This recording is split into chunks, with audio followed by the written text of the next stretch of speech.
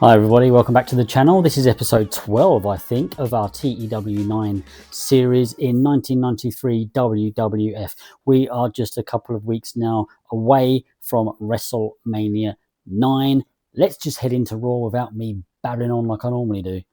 We kick off with some pre-show matches. Adam Bomb takes on Reno Riggins. Just wanted to give Adam Bomb a victory here. In a pre-show bout that didn't have much heat and terrible wrestling, Adam Bomb got the win in 7 minutes 9 by pinfall with a meltdown. 39 wrestling rating, 27 crowd, 40 overall. Yeah, pretty poor. Next, Men on a Mission take on the Berserker and Skinner. In a poor pre-show match, Men on a Mission get the win in 12 minutes 8 seconds when Mabel pins Skinner with a diving leg drop. So the Berserker was head and shoulders above everyone else. Well, I bet that's the first time he's ever had that said about him. 44 wrestling rating, 31 crowd, 46 overall. Men on a Mission are never going to be major stars, but we do want to get them somewhere up there in the card just to strengthen that tag team division. And then Doink the Clown takes on Stevie Richards. A pre-show bout that didn't have much heat and terrible wrestling. Doink the Clown got the win in 8 minutes 38 by submission with a stump puller. I don't remember the move being called that, but that's quite cool. 42 wrestling, 29 crowd, 54 overall. Yeah, just a pretty poor sort of pre-show match, really. Gimmick change would just be for Stevie Richards. It got awful. Okay, fine. Let's move into the main show. Joe Lawler and Jim Ross open up, and they tell us that tonight we will see Bam Bam Bigelow take on Bob Backlund.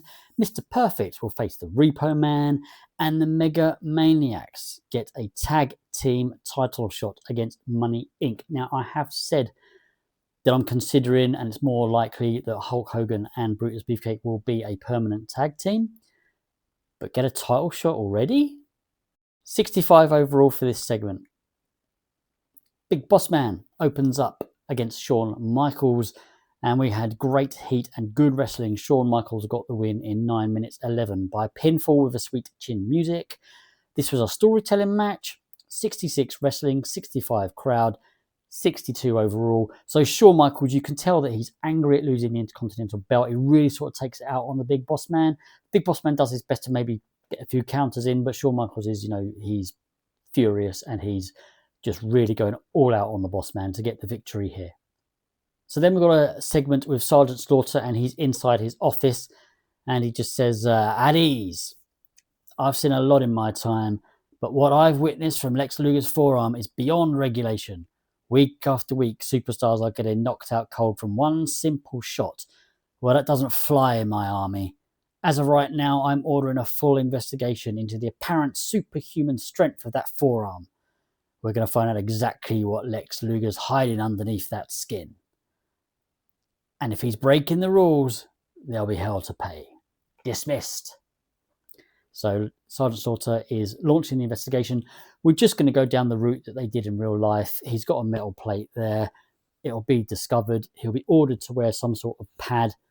Yeah, there's no point in trying to come up with anything clever in this situation.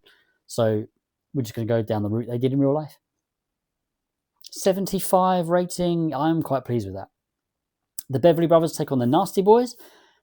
So this had good heat and decent wrestling. The Nasty Boys got the win in 5 minutes 35. Brian Knowles pinned Bo Beverly with a trip to Nastyville. Again, I don't remember a move being called that, but it's, or maybe I do. It's kind of in there somewhere, but yeah, it's quite a cool name for a finishing move. 58 wrestling, 59 crowd, 57 overall. Nothing spectacular, but give the victory to the Nasties. In our news segment, we don't have promos this time round, but Sean Mooney is announcing some matches for WrestleMania. So he says, hello everyone, Sean Mooney here with breaking news regarding WrestleMania 9. We can now confirm 3 huge matches added to the lineup. First, The Undertaker will collide with Damien Demento in a bizarre and dangerous urn on a pole match. Whoever claims the urn gains the power. This is just total early 90s shenanigans. It just came to me, what is an absolutely crazy, ridiculous, hokey thing that you could do. Damien Demento has been fixated on the urn. He wants the urn, an urn on a pole match. So in one of the corners of the ring, there'll be a pole, and at the top of the pole, there'll be some sort of like base, some sort of plate that will have the urn inside a Perpex glass case or something like that. The winner is the person who takes the urn out of the case. and holds it in his arms. So yeah, just as I say, early 90s shenanigans. Also signed, Mr. Perfect looks to settle the score when he meets the unpredictable and unhinged Doink the Clown. And tag team action has been made official as the Steiner brothers face the brutal, hard-hitting Head Shrinkers in what promises to be an absolute war. Stay tuned, more WrestleMania news still to come. So we get a 57 rating for this. It's disappointing, but it is Sean Mooney on his own in this segment. Maybe I should have added a couple of promos in as well. I don't know. There you go. You live and you learn. So 2 storylines here, lost heat, which is unfortunate. I might have to rethink this segment. I love the segment. I love doing the news thing. I think it's quite realistic. It's also how I like to do things because you get a lot of people in one segment. But maybe Sean Mooney's not the right guy. I'd have to have a think. 57 overall. Mr. Fuji then stands proudly with Yokozuna looming behind him. Arms folded, expression cold and unblinking. And Mr. Fuji says, Randy Savage-san, at WrestleMania, you face greatest force in WWF. Yokozuna. You may have a big heart, but Yokozuna has unstoppable power. You think you can climb the mountain this size? Ha! You will be crushed like all the others.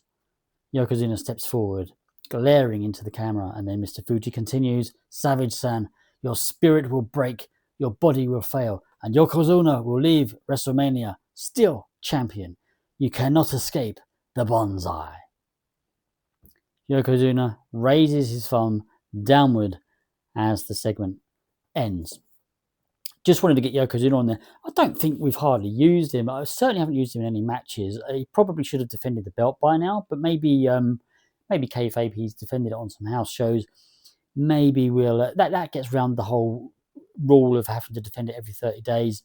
Maybe even I might consider before WrestleMania he beats a jobber for the title. I don't know. We'll have a think. I don't just want to just do a throwaway match like that though.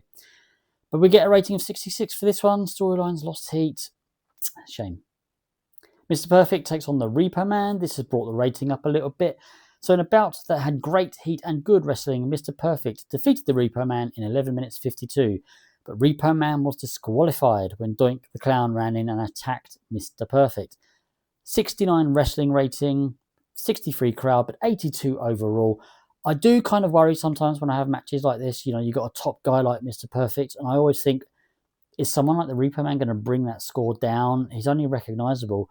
But you've got to kind of remember that in this era, and the Mod Maker's done a really good job of this actually, that although people weren't necessarily popular or their gimmicks maybe didn't, they weren't top stars, they were great in-ring performers. And that certainly helps. I mean, Mr. Perfect here getting an 80, 85. My eyes are terrible. 85. Yeah, brilliant stuff. 82 overall then. Pleased with that.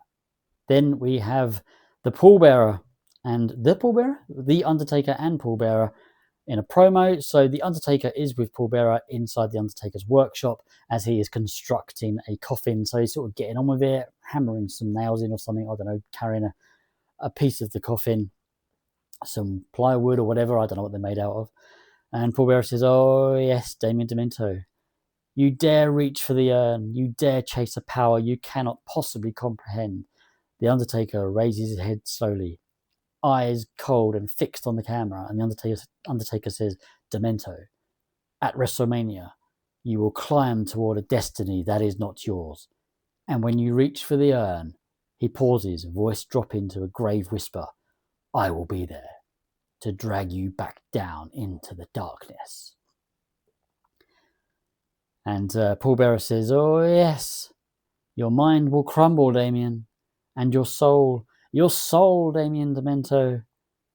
And he just finishes off, the Undertaker finishes off by saying, we'll rest in peace.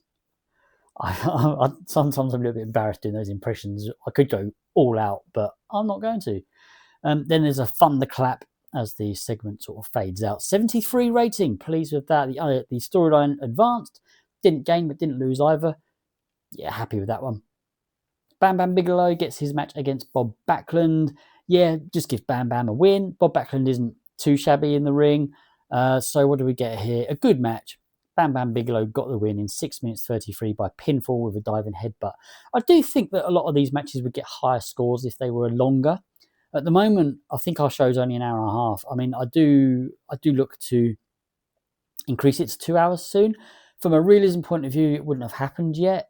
In fact, I think even an hour and a half is too long. But I just think it'd be a bit better, really, increasing it. Again, I'm not going to do it just yet, but it's definitely in the plans soon. So we get a wrestling rating of 65, 55 crowd, and 67 overall. Bam Bam getting a 77. Yeah, happy with that one. Tatanka was at ringside. He did come out to ringside. It doesn't say it there, unfortunately, but bearing in mind that the storyline advanced, I just that reminds me that I did have Tatanka go to ringside. And then post-match, Tatanka grabs a mic and he says, Bam Bam Bigelow, you walk around talking big, breathing fire, trying to scare everyone with that flame on your head. But you don't scare me. You tried to take my spirit, but Tatanka's spirit is stronger than ever. At Wrestlemania, Bam Bam, I will bring the fight to you, and you will feel the power of Tatanka. And then he sort of just beats his chest as Bigelow snarls from the ring. So he just wanted to do something with that storyline there. Gets a rating of 67. The storyline didn't gain or lose heat. So, yeah, nothing too much to complain about. Tatanka's not great without a script, but he does currently have a groundswell of support, public support, if the word public makes any difference. And then our main event. So Money Inc. defend the tag team championships against the Megamaniacs, Hulk Hogan and Brutus Beefcake. In a bout that had great heat and good wrestling, the Megamaniacs defeated Money Inc. in 15 minutes 29 when the $1 Million Man was disqualified while fighting Hulk Hogan, so they keep the belts. The match was designed so that the wrestlers could go all out. This is still the show match. Brutus Beefcake was the weak link. Okay, I mean, we have no plans to push Brutus Beefcake, but what I would normally do playing TEW was I'd probably put Hogan with someone like Brutus, but someone I wanted to push because it would bring them up. It'd help increase their skills, but we're just doing this because the Megamaniacs were there at that time. Just makes sense to keep them around. So we get 71 wrestling rating, 79 crowd, 74 overall. That's not a bad finish, to be honest. There is more to this. There's a reason I had these guys lose the match, but Money Inc. keep the titles. So Hogan picks up a mic after the match and he points to Money Inc. because they are heading towards the exit. And he says, well, let me tell you something, brother. You guys thought you could take the easy way out and escape with a disqualification. But the Megamaniacs don't play that game, dude. By all rights, we should get a rematch. But Brutus and me, we've got bigger battles ahead, Jack. So we're making it official. The Nasty Boys are stepping in, brother. They're going to take our place and get the shot they deserve at those tag team titles. And why not, man? Let's do it on the biggest stage of them all, Wrestlemania. So Money Inc., get ready, because the Nasties are coming for you, and there's nothing you can do about it. Yeah, typical early 90s wrestlers booking shows on their own. But yeah, that's what we wanted to do there. I wanted to give Megamaniacs the win. I'm not sure Hogan would have liked it if they had lost. I'm not sure if in a tag team match we might get away with that, but I also wanted this because, I mean, Hogan has got bigger fish to fry. I mean, he's currently in a storyline with Razor Ramon. I have plans after that one as well for him. And when I say bigger fish to fry, I mean bigger fish to fry. So we get a 71 wrestling rating. We get a 71 segment rating overall for this. So that ends the show quite well. Let's see what we get overall. 75. Yeah, I'm happy with that.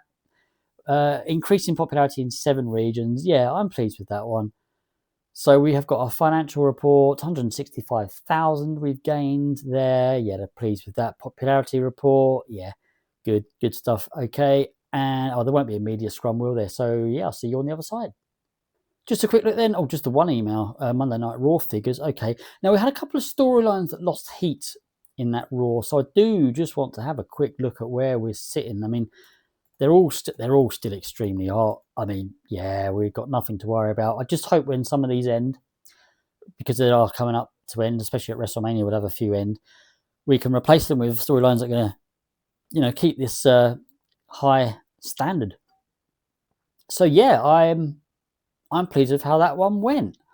I don't think there's anything else to look at. We've got two more Raws.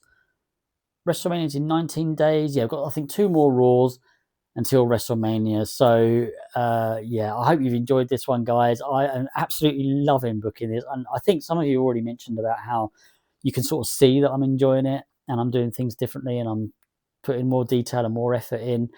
And the interaction's been absolutely fab. You guys have been the best. Yeah, I mean, as I said before, I did this save in this scenario on TEW 2020. It was by far my most favourite save. So I'm absolutely loving it. And I'm loving the fact that I'm bringing it to you guys. So yeah, keep watching. Like, subscribe, share, all that good stuff. And I'll see you all again soon. Take care. Goodbye.